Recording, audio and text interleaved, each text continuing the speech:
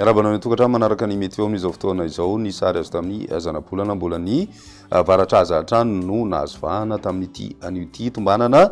miamalefaka kosa nefa izay manomboka ho an'ny rapitsika hatrany amin'ny alatsinainy ihany mivery mahazo vahana kosa ny tsioka ny varatraza na ny rivotra avy any atsimo atsinanana manomboka ny talata manoloana izany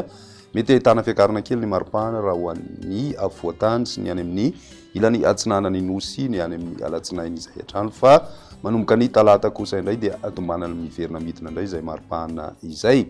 raha ny atoetra ny androntsika ary ho an'ny rapitsy vao maraina dia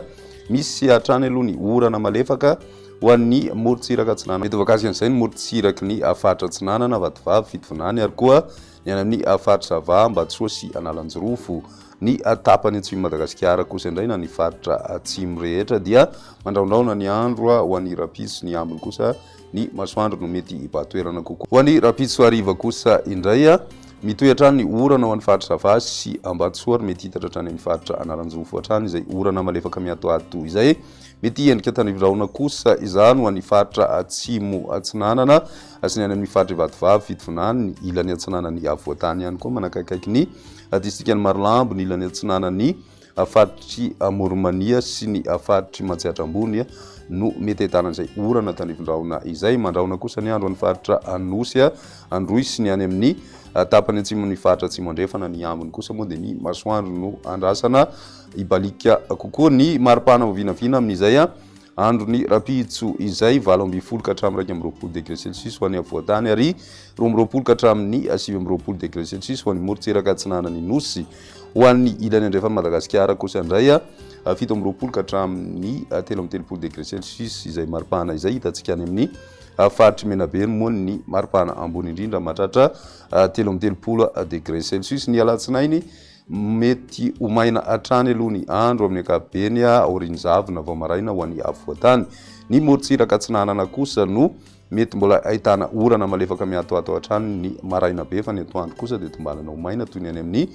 faritra atsimo atsinanana izany ny faritra vatovavy sy fitovonany mety ahitana orana ihany koa ho an'ny faritra zava sy Ambatsoa ho an'ny maraina ny alatsinainy izay hatrany ny ambony moa dia ny masoandro no hibatoerana kokoa ny maripana vinavina amin'izay andro ny alatsinainy izay tombanana ho tafiakatra hatramin'ny 20 degré celsius ho an'ny avoatany ary manodidina ny 13 ka hatramin'ny 14 degré celsius kosa ho an'ny morontsiraka atsinanana ankoatra ny any amin'ny tapany avaratra atsinanana Madagasikara izay mety mbola mahery ny 20 degré celsius hatrany ny maripana ho an'ny ilany andrefany Madagasikara kosa indray 20 ka hatramin'ny 13 degré celsius hatrany ny maripana vinavina amin'izay andro ny alatsinainy izay ny talata kosa indray araky ny fanatsidika teo dia miverina mahazo vahana indray ny varatrazy indrindra amin'ny